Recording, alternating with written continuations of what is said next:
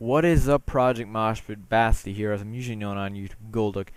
Here is a battle I had versus Limitless for round 1 of the World Cup of Pokemon on Smogon. I was playing for Germany, he was playing for Asia, and I'm using a Sun team as he is using his hyper-offensive team that is well known by everybody. So I'm not really sure why I use that. I guess it doesn't really matter if people know it, but I did have a slight advantage because I did know every single one of the sets. So just putting that there, and I did use that advantage because, you know, why not? So anyway, I knew he'd lead with his elf, so I did decide to lead off with Cloyster to get rid of the rocks as soon as possible. The biggest threat I can see on his team is his Terrakion, as Terrakion is generally just a big threat to Sun teams. So I will have to keep my Trio Sash intact to, you know, secure taking that thing out, as that will be a big threat. So anyway, let's just get on to the battle. Alright, so like I said, I will be leading off my Cloyster, as he will be leading off with his elf. First turn, he's obviously going to go for his rocks, as I just go for the Icicle Sphere to get off some damage on him. Now that I think about it, I could have probably gone for the Rapid Spin as a more safe play, but I just wanted to get off the damage. Hopefully, you know, being able to take him out with the next turn with the Ice Shard, which does happen. I knew that he was carrying the normal gym explosion, which would have taken me out, I'm not sure, but I could probably live it, considering I just live this Life Orb close combat. But anyway, I'm gonna go for a Rapid Spin, as I lived the close combat, which is very nice. He did not know I was that bulky, and to be honest, neither did I. So I'm gonna fire off my Ninetales because I can see it's pretty much useless against this team, and he doesn't have weather, so I might as well just get out the Sun, and that does give me a safe switch into my Venusaur, which does threaten him with the HP Fire. I do, however, go for the sub, as I am the sub Leech Seed variant, as he goes into Scarf Salamence, and I'm able to sleep that, which is very nice because that is actually a huge threat to my team. I did not mention that in the team peer review, but it is. So now I'm gonna go for the sub, as he switches. Actually, he stays in one turn. I'm not really sure why he did that, but anyway, now he goes into his Dragonite, as I am able to get out the Leech Seed.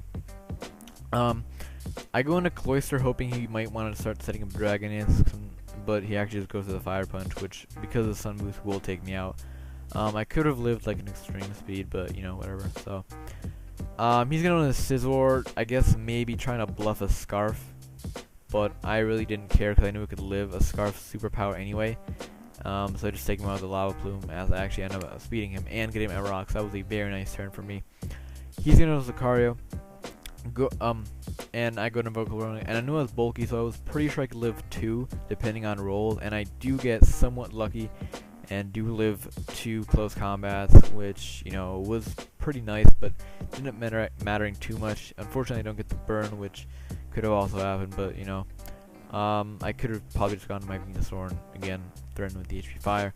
So anyway, I go into my he goes into Dragonite, and I go to my Heatran, knowing I can take anything because he does not carry the Earthquake, he only has the Scream Outrage and the hit Fire Punch. So he's actually going to be Outrage, noticing that he can't, oh my god, I can't talk, he can't switch out, risking a burn on Terrakion, and he's just gonna keep his Dragonite to die, I guess. And this turn I do go for Protect to get some leftovers back, because I do notice he's not gonna even try to switch out, so I might as well get some leftovers. So now he's gonna hit through Confusion and go for another Outrage, which is kind of unfortunate, but it doesn't really end up mattering. So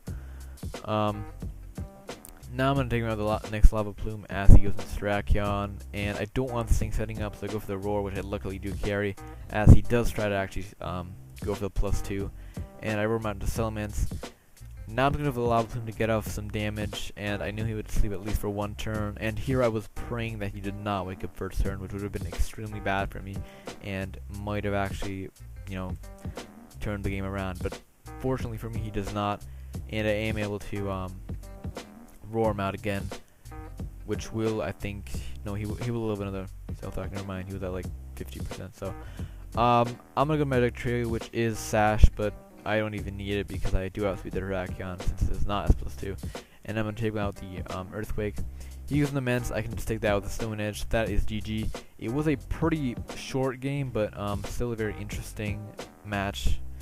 So I hope you enjoyed that. Hope it was not too short and not exciting, but anyway, comment and subscribe if you like this. Check out my channel. I haven't uploaded in a while, but I am planning to, as I did get a new computer. So yeah, later.